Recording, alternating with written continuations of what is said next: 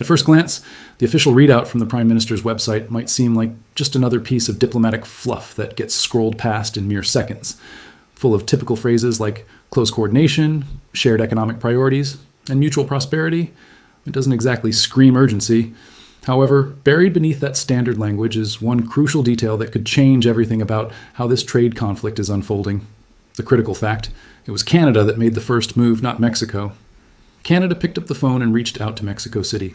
The importance of this simple fact, the identity of the initiator, speaks volumes about the state of North American trade politics right now, far more than any tariff announcement could this week. Here's why. For the past year and a half, since January of 2025, the United States has been following a deliberate strategy. The plan?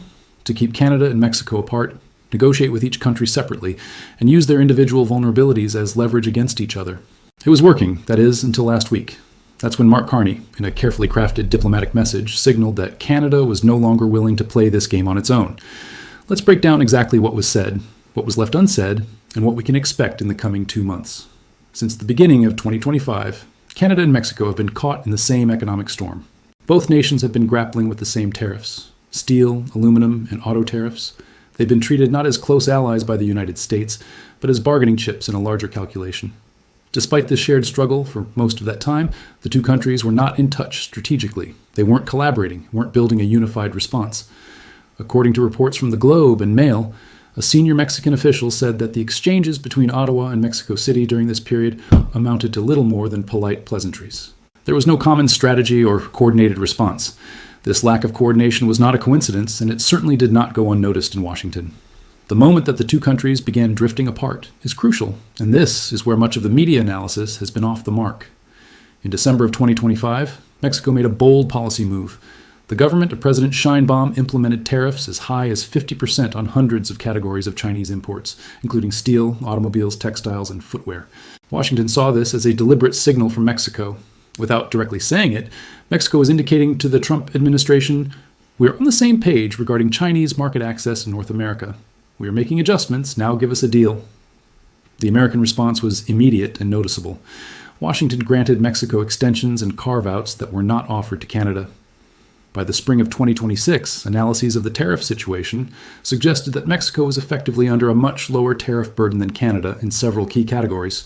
This gap is significant. It is not just symbolic, but commercial reality for every manufacturer currently making sourcing decisions. Meanwhile, Canada was moving in the opposite direction. Ottawa finalized a deal that allowed roughly 49,000 Chinese electric vehicles to enter the country at a 6% tariff rate, alongside agricultural trade agreements moving in the other direction. From Washington's perspective, it looked like Canada was doubling down on the exact kind of economic structure that the Trump administration has been publicly opposing. Two neighboring countries, both facing the same pressure, yet taking completely different approaches. This divergence had clear consequences. By March of 2026, U.S. Trade Representative Jameson Greer had already met with Sheinbaum in Mexico City and with Mexican Economy Minister Marcelo Ebrard.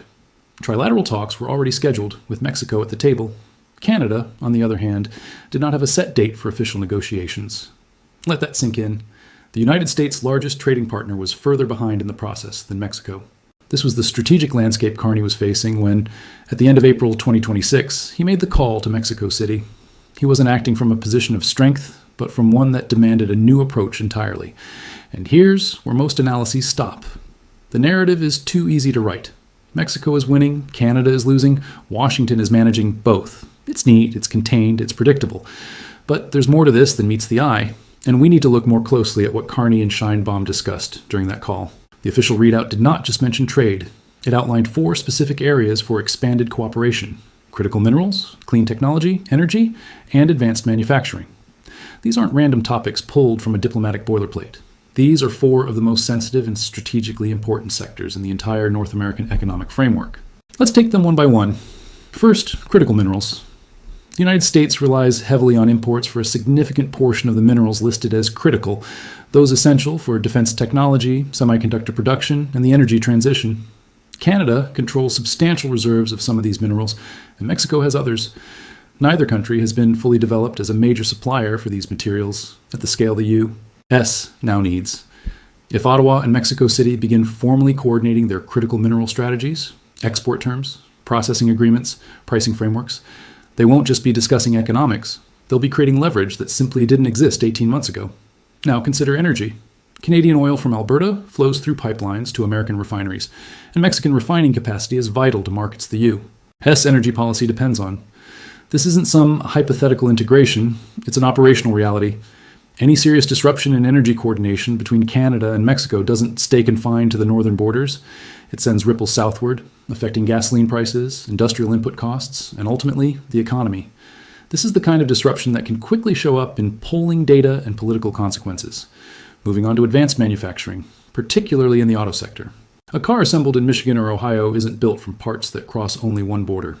Industry analyses estimate that components in a finished North American car can cross the Canada U.S. or Mexico U.S. border multiple times before final assembly. Every tariff placed on every crossing compounds the uncertainty. Manufacturers can't confidently model their costs, and when they can't do that, they don't absorb the uncertainty. They delay decisions, relocate planning cycles, and reduce their order commitments. This is already happening in parts of Ontario, where the auto sector is feeling the squeeze. Finally, there's clean technology. Right now, China is the dominant player in the global supply chain for battery components, solar panels, and various types of electric vehicle manufacturing. If North America is to develop its own competitive clean tech industries, it must start aligning its resources and strategies in ways that directly challenge Chinese dominance. The implications of these developments go far beyond the simple question of trade negotiations. The call between Carney and Sheinbaum was not just a gesture, it could mark the beginning of a new phase in North American cooperation. A phase where Canada and Mexico, in coordination with the U.S., become central players in reshaping the future of global trade and industry. The next 60 days will tell us whether this signal from Canada is truly a game changer or just more diplomatic theater.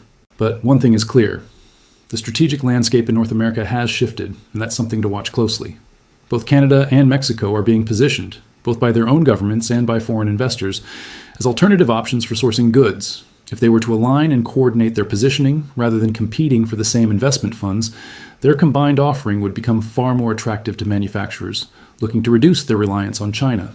This is a critical analytical point to consider. U.S. Trade Representative Greer has publicly described his preferred negotiating structure as a snap-on Lego model. What this means is that the basic framework of the existing trade agreement remains intact, but substantive negotiations occur bilaterally, separate talks with Mexico and separate talks with Canada. Carney, however, has rejected this approach. He argues that issues like sectoral tariffs on steel, aluminum, automobiles, and lumber should be addressed within the broader trade agreement context, not negotiated piecemeal. These two positions are fundamentally incompatible. Carney's call to Sheinbaum was, in essence, an attempt to determine whether Mexico would support this broader, multilateral approach, or whether they would accept the bilateral model, leaving Canada to negotiate alone. The answer to this question has not yet been made clear, but the fact that the call took place at all is a key variable in Washington's current strategy that hadn't been fully anticipated. Let me explain what the official statement about this phone call really means, particularly in diplomatic terms. The Prime Minister's office described the conversation with Sheinbaum as an opportunity for close coordination on shared economic priorities in the context of ongoing trade challenges.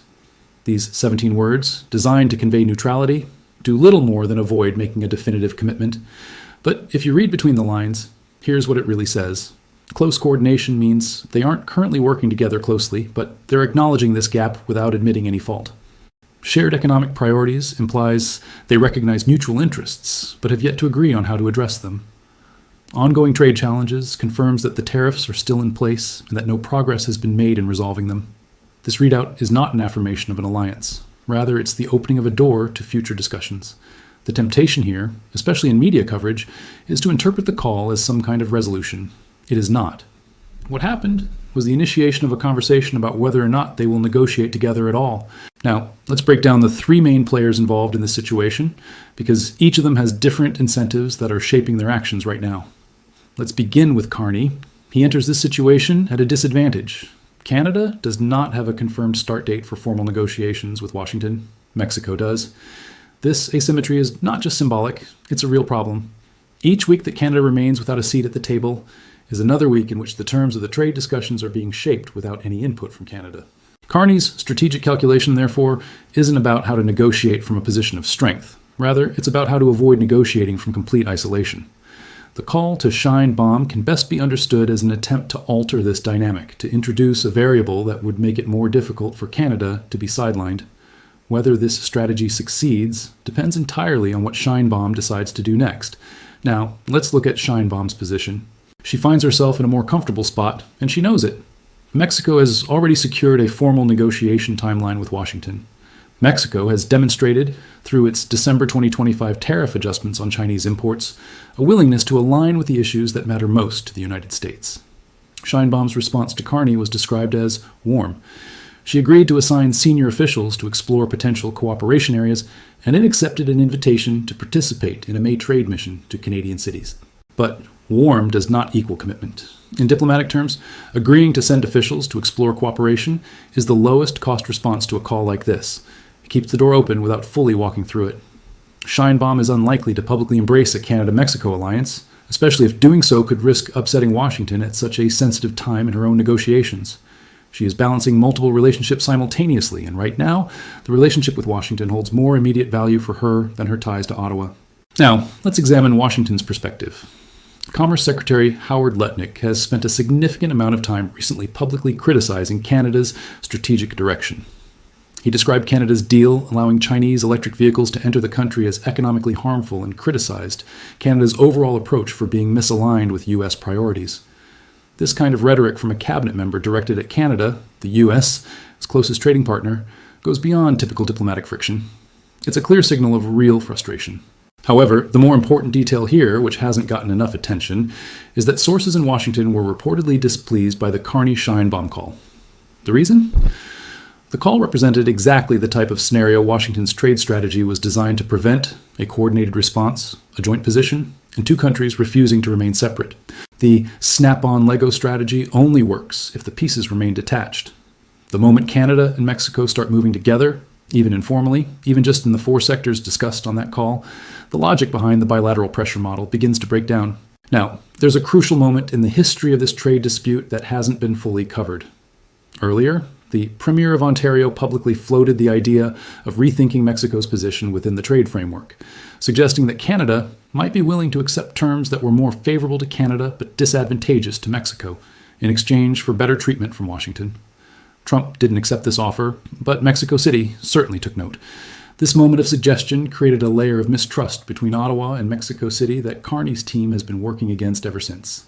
The call last week was, in part, Canada acknowledging that treating Mexico as expendable was both a strategic mistake and a diplomatic blunder.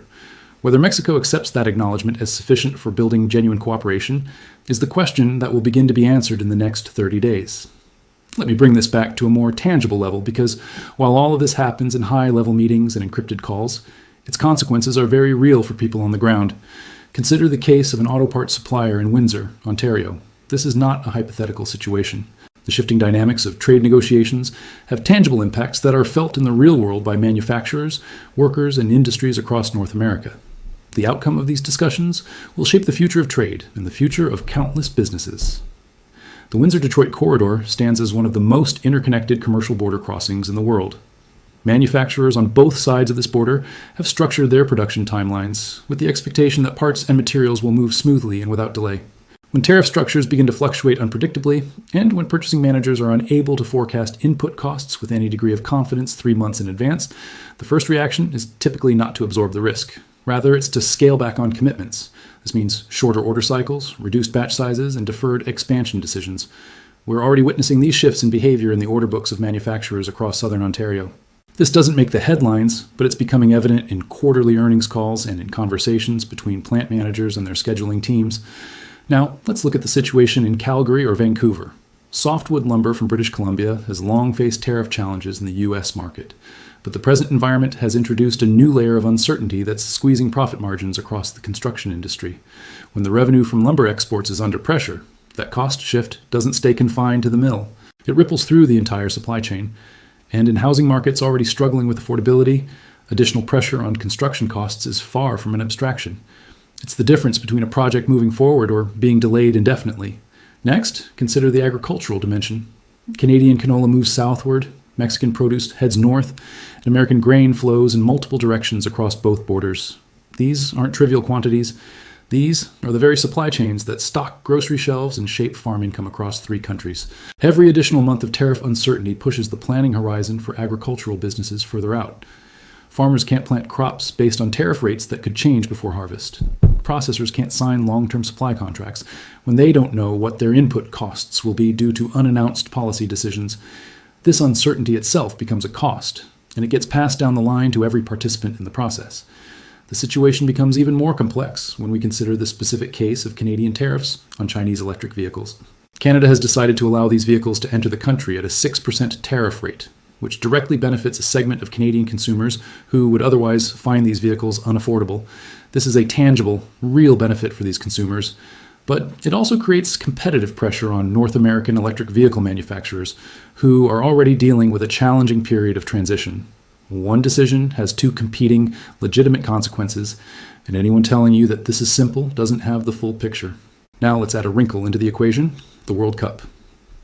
In the summer of 2026, Canada, the United States, and Mexico will co-host the FIFA World Cup. Matches will take place in cities across all three countries, and heads of state will be sharing stages. Cameras will be everywhere. The optics of this moment, regardless of where the trade relationship stands at that time, will be impossible to manage quietly. Both Ottawa and Mexico City understand that the period between now and the first match represents a window during which neither side wants to be perceived as the party that escalates tensions. This awareness doesn't resolve the underlying issues, but it does create a strong incentive to keep lines of communication open and avoid public confrontations that could force Washington to take a harder stance. The trade war is no longer an abstract discussion confined to think tanks. It's a series of real constraints that are affecting balance sheets, impacting industries, and influencing the lives of hundreds of thousands of people across the borders of these three nations. The question now is, where does this situation go from here? Let me offer three possible scenarios. These aren't predictions, just scenarios, because anyone telling you they can predict the future of North American trade politics in May of 2026 is either misinformed or selling you something.